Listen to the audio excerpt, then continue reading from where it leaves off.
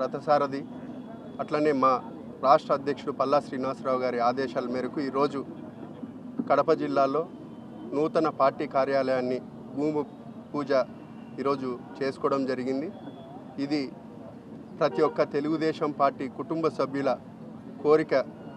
ఎందుకంటే దాదాపు 82లో ఈ పార్టీ స్థాపించినప్పుడు ఇక్కడ ప్రభంజనం సృష్టించి రాష్ట్ర వ్యాప్తంగా పార్టీ పెట్టిన 9 నెలల్లోనే ముఖ్యమంత్రి కావడం, దాంతో భాగంగా తెలుగుదేశం పార్టీ ప్రయాణం మొదలైంది.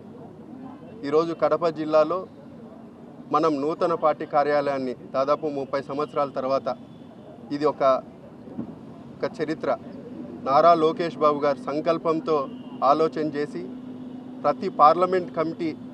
ప్రతి పార్లమెంట్లో కూడా ఒక నూతన కార్యాలయం